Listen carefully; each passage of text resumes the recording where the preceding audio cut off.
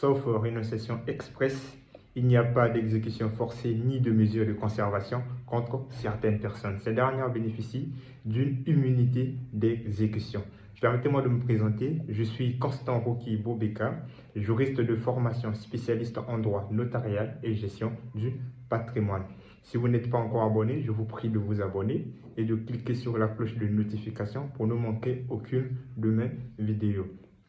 Ces personnes ne peuvent voir en aucun cas leur bien être saisis en l'absence de remboursement d'une dette. Pour une bonne compréhension de ce thème, il sera judicieux de vous apporter une définition claire. Cette notion d'immunité d'exécution est définie dans le vocabulaire juridique de Gérard Cornu, qui dit qu'il s'agit d'un privilège faisant échapper un débiteur à toute mesure d'exécution. Donc, on en déduit par métaphore que c'est un obstacle à l'exécution forcée. Outre la définition donnée par le vocabulaire juridique de Gérard Cornu, l'article 30 de l'acte uniforme sur les procédures simplifiées de recouvrement et de voies d'exécution nous fait une liste des personnes bénéficiant d'immunité d'exécution. Dans cette liste, nous avons l'État, les collectivités territoriales et les établissements publics.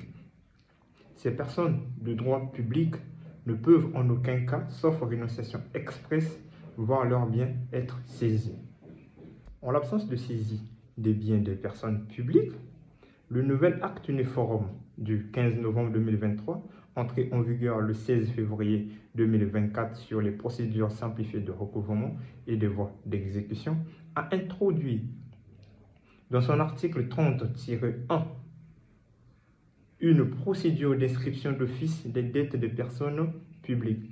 Cet article nous fait comprendre que toute créance constatée par un titre exécutoire ou une reconnaissance de dette par la personne publique peut, après une mise en demeure adressée à l'organe dirigeant et rester infructueuse pendant un délai de 3 mois, faire l'objet d'une inscription d'office dans les comptes de l'exercice et dans le budget de la dite personne au titre des dépenses obligatoires.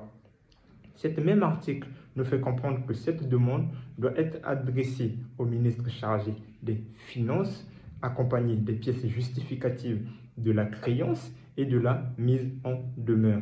Ce qu'il faut retenir de cet article, c'est qu'un créancier, pour bénéficier de cette procédure, doit en premier lieu mettre en demeure la personne publique. Et si cette mise en demeure, autant pour moi, est restée infructueuse pendant un délai de 3 mois, c'est à ce stade que sa demande fera l'objet d'une inscription d'office dans les comptes de l'exercice et dans le budget de cette personne publique au titre des dépenses obligatoires pour le paiement de sa créance. Cette nouvelle procédure est une innovation de l'acte uniforme sur les procédures simplifiées de recouvrement et des voies d'exécution. Cela n'existait pas dans l'ancien acte uniforme.